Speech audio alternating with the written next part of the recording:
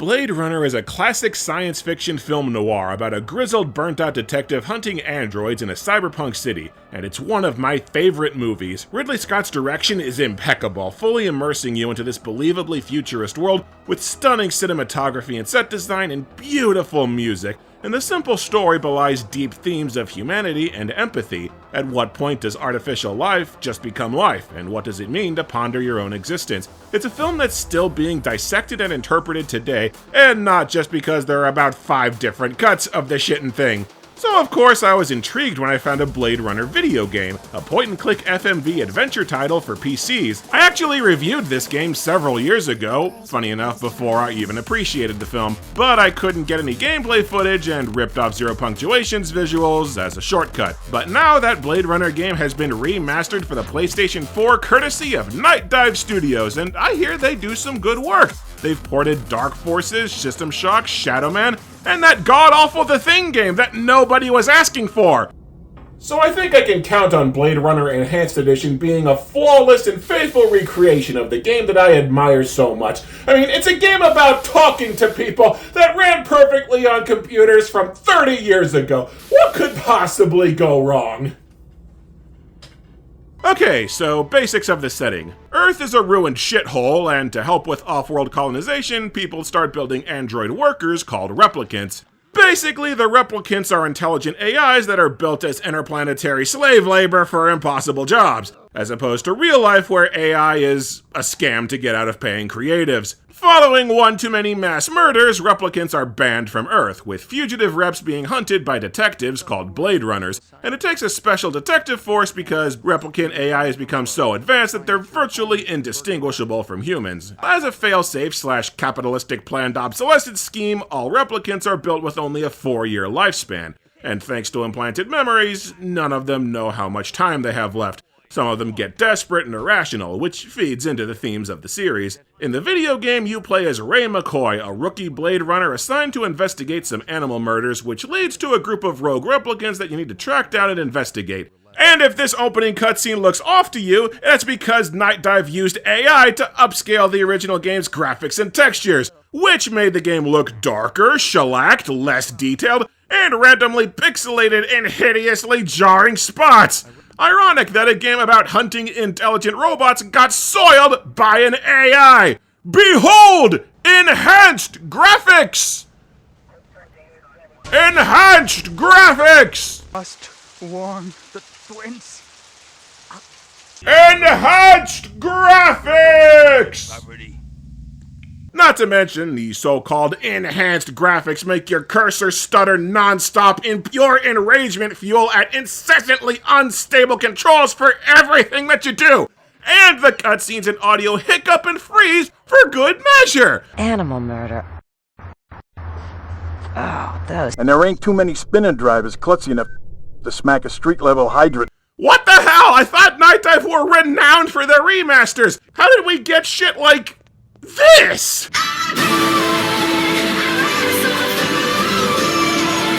To say that Blade Runner is the black mark on Nightdive's resume would be an understatement. The Enhanced Edition launched with rampant crashes, progression blocks, memory leaks, and bad autosaves to where the game was virtually unplayable. Nightdive was forced to admit that they rushed the game because they thought it'd be cute to release on the film's 40th anniversary. Blade Runner was a tough nut to crack anyway because the game's source code had long been lost. Thanks for that, EA. Then Nightdive made a bad situation worse by leeching off someone else's remaster.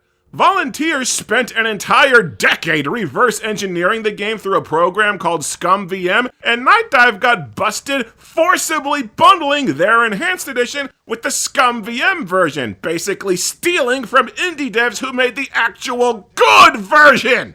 Nightdive eventually caved and issued multiple rounds of updates patching out the nastiest bugs, as well as adding the quote-unquote original graphics. Except the original graphics are interlaced to shit to reflect probably one of the worst installations of the game that you could have had back in the day. I went down and checked my physical copy of the original game running on a Windows 95. Look, no interlacing, and the graphics look vastly better than either setting on PS4! Enhanced Edition my ass!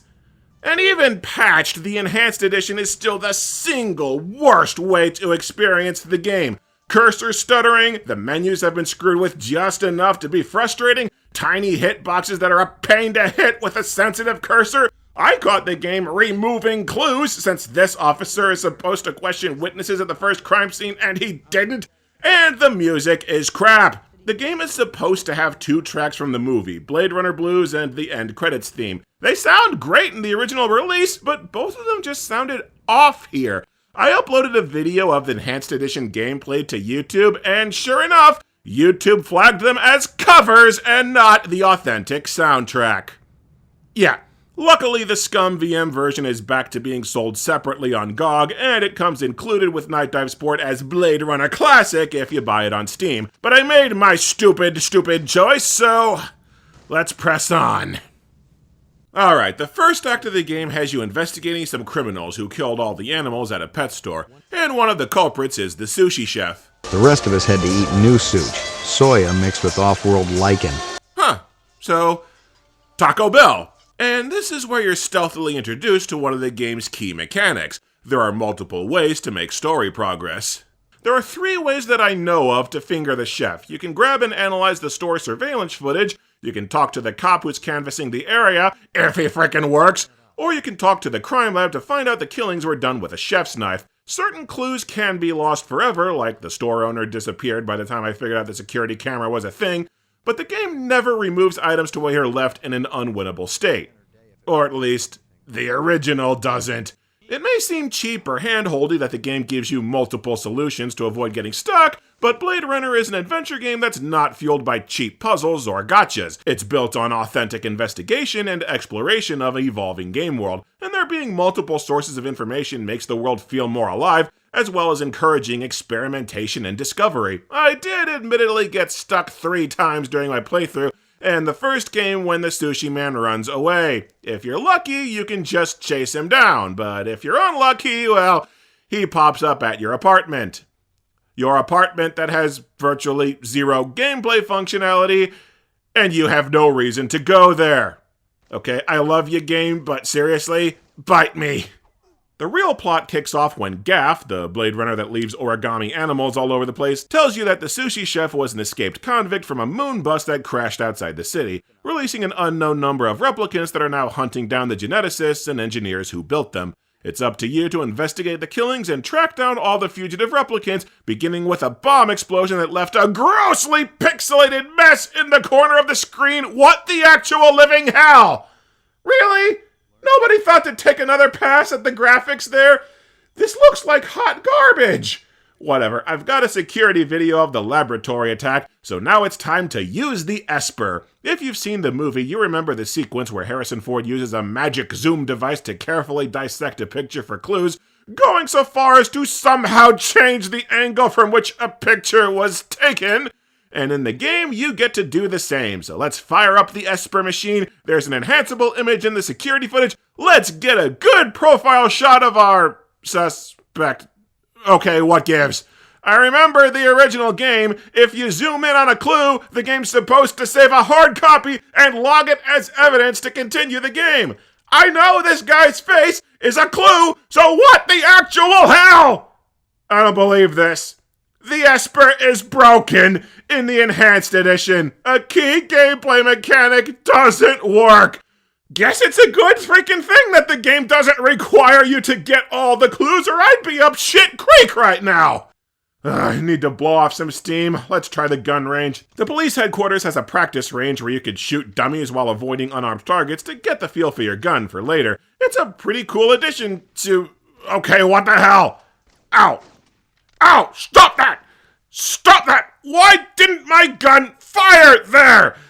The gun combat is broken too. Not only is it a royal pain to draw a tiny sensitive cursor over your target with any kind of reflexes, but the so-called Enhanced Edition keeps refusing to fire my gun, or refusing to register hits even when I should land. And there's a trophy for topping the high score chart. The high score chart that I couldn't find and wouldn't be surprised if they took it out. I swear this game is actually good. Normally. From here on, the game becomes a pretty standard point-and-click. You run around a gradually expanding list of locales, interrogating persons of interest to gather clues and unlock more locations, and the investigation gets a lot more complicated as your suspects get implicated in more crimes and you stumble across a gun-running operation. If you speak to suspects enough times, you can give them the signature Voight-Kampff test to determine whether or not they're a replicant, which can be important because the game actually randomizes who's human for every playthrough. Adventure games from this time had a major problem with replayability, and Blade Runner tries to address that problem with randomized elements. Not only does the game change who's a replicant from run to run, but certain characters will have randomized behaviors, like appearing at indeterminate times to where you have to actively search for them. And while it's a neat idea, I haven't found that it actually adds much to the game. Our bomber Sadiq here was a replicant on my first run, but he wasn't on this playthrough. Literally all that changed was a few lines of dialogue. His role in the story didn't shift any. And there are so few actual important characters in the game world that randomized AI really just means that you don't know when you'll run into Lucy or Gaff. And Gaff doesn't really do anything. Like, a few slight story details will shift from run to run, but the game itself doesn't change that much. Unless you read the instruction booklet that goes to Peter Molyneux levels of pitching that this is the most advanced bleeding-edge adventure game of all time. It's even in the title, the first real-time 3D adventure. You do realize that real-time adventure would mean you lose for taking too long, right? I mean, people might buy it if Kojima suggested something that rocks stupid, but no one else is getting away with that shit.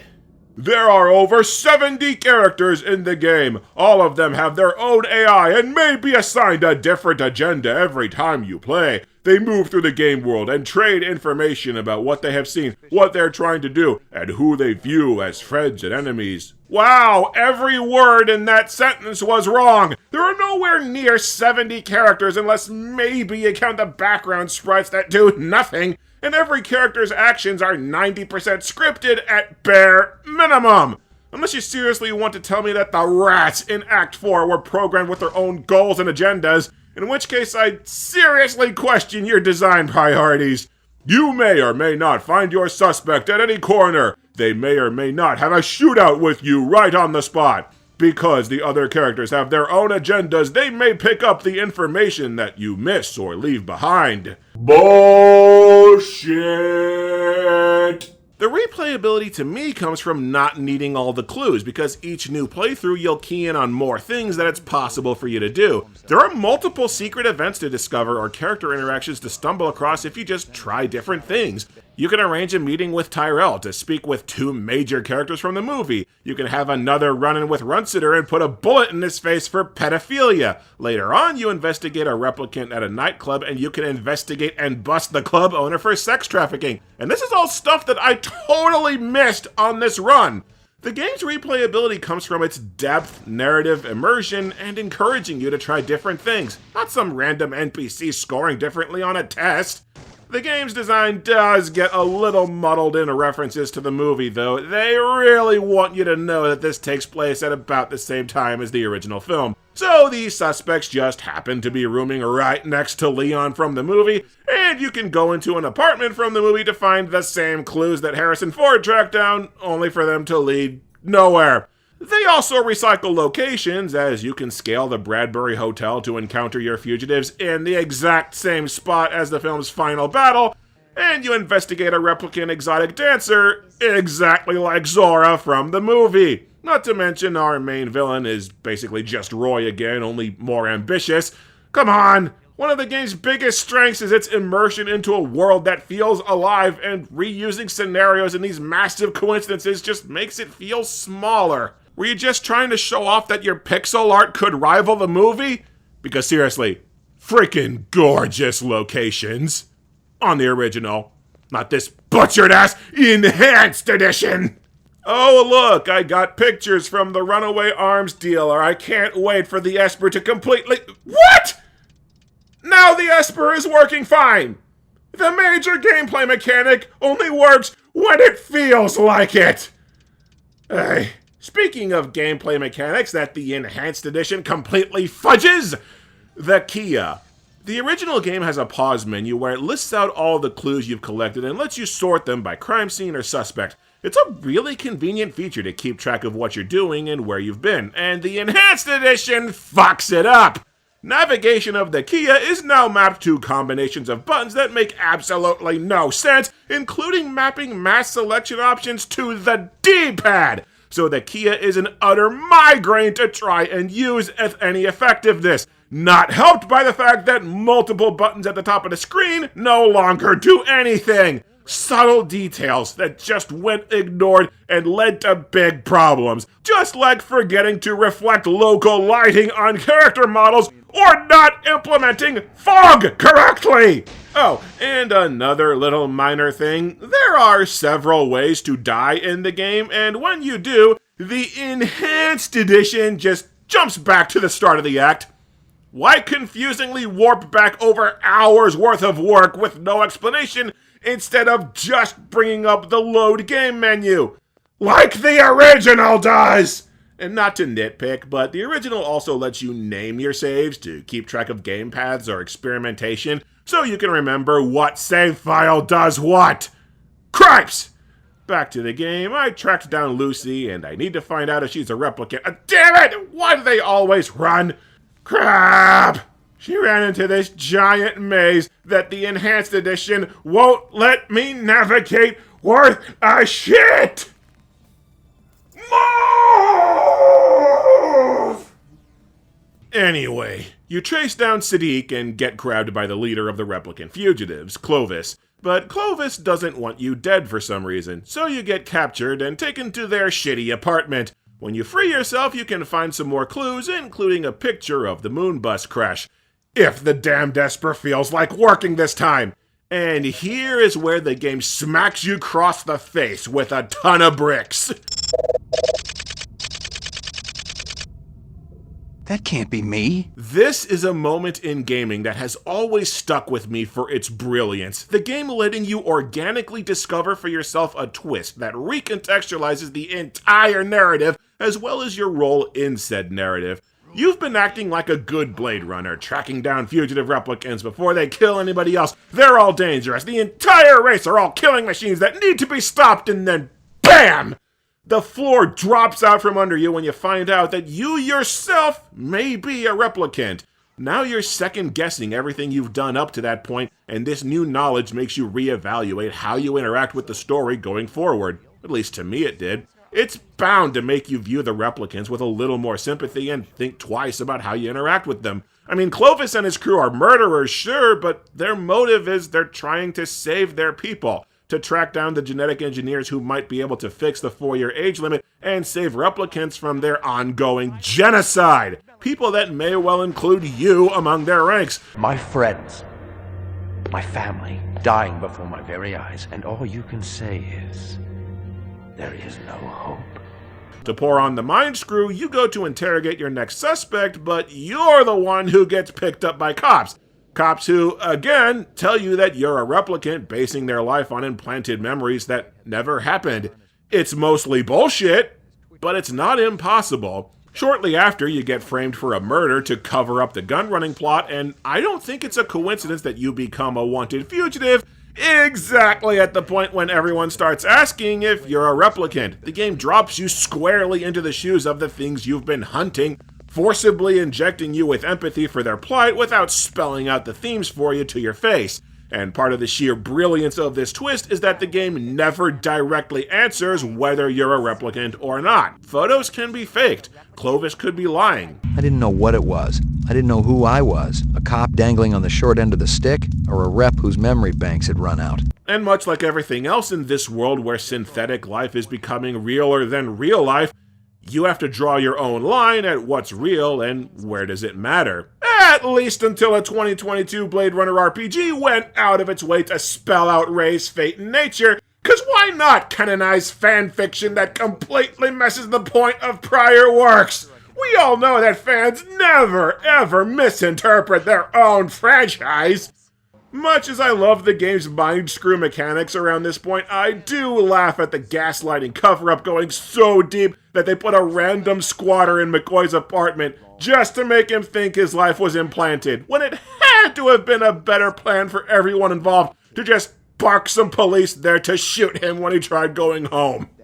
So yeah, in Act 4 you've been framed for murder, or outed for an actual murder if you shot a bum at the start of the game, and now you have to continue your investigation with no car and the cops hunting you. Now you navigate the city by slinking around the sewers, as all of the game's locales are now fully expanded and interconnected into one open world, which is a cool evolution.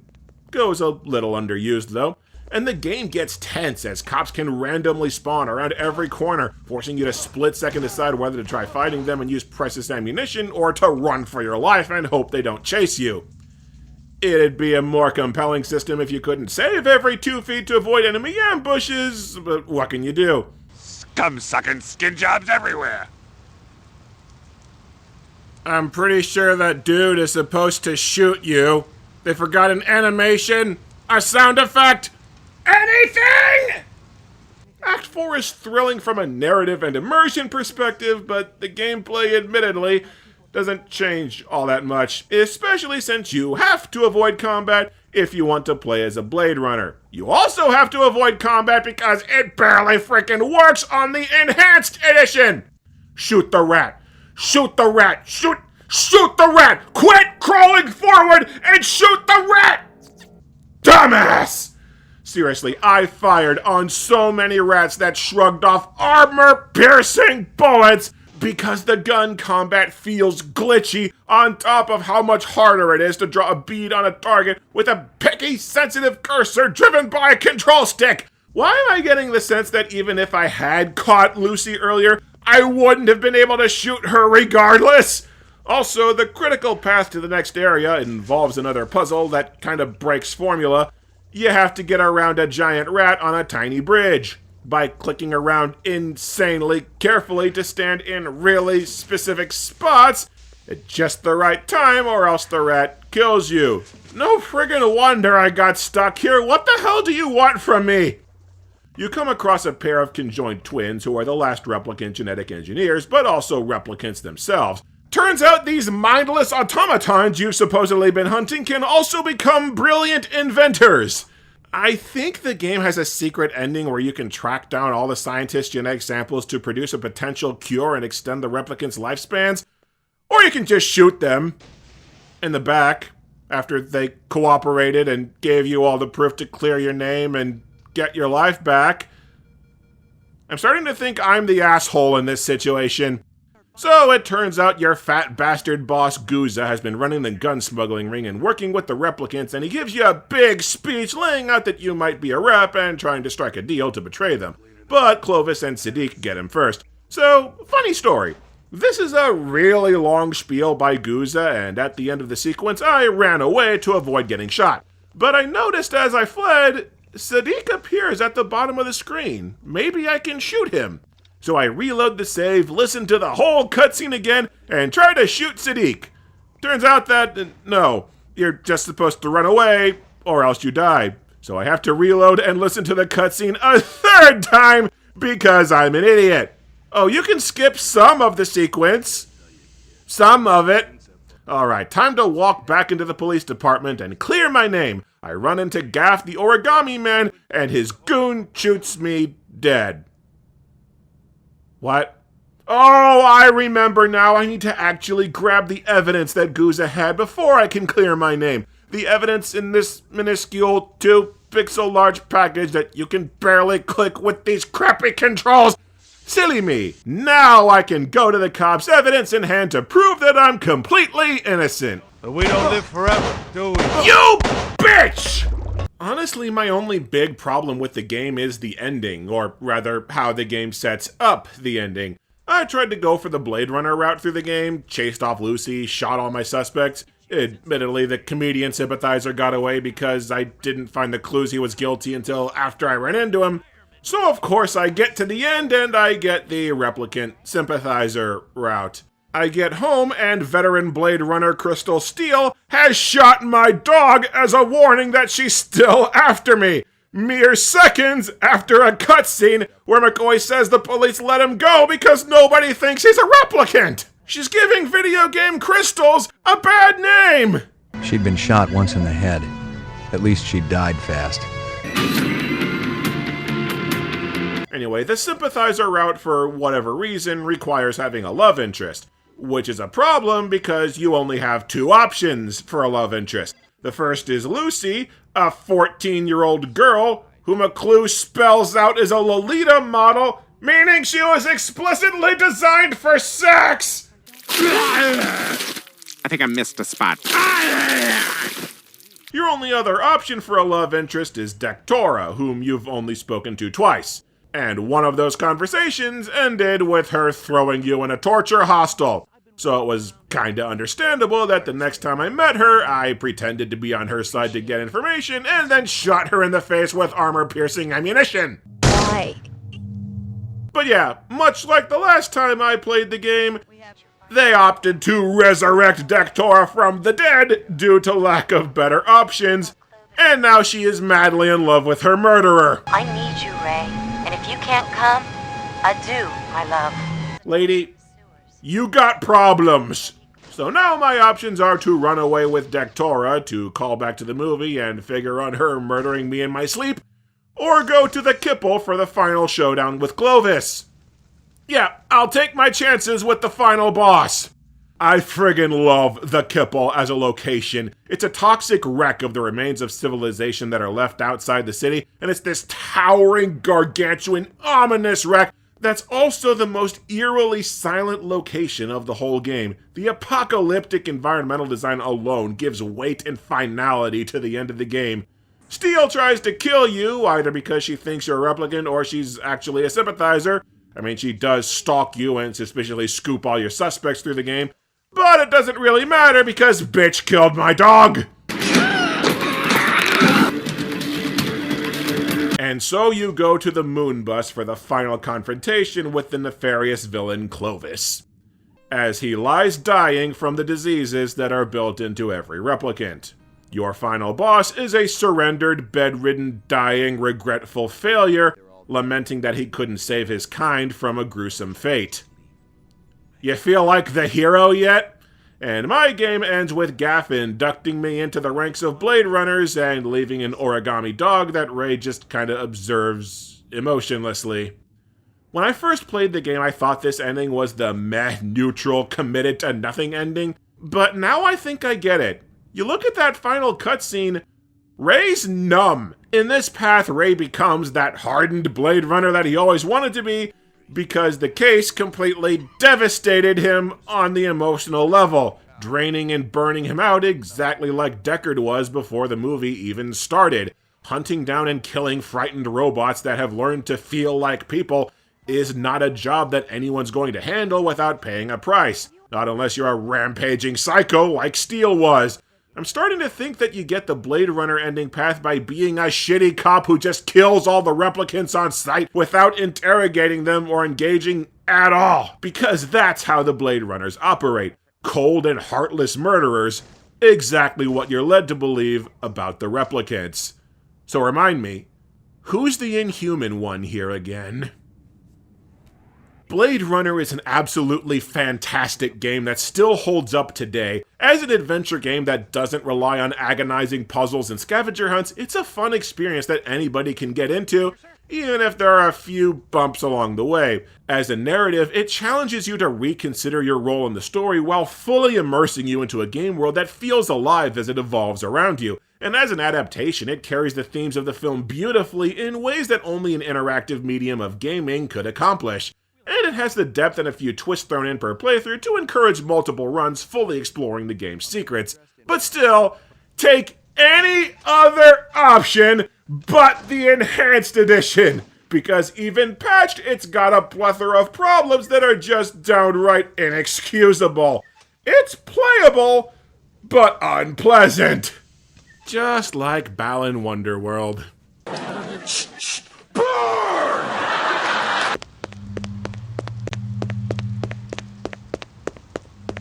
It's too bad you won't live, but then again, who does?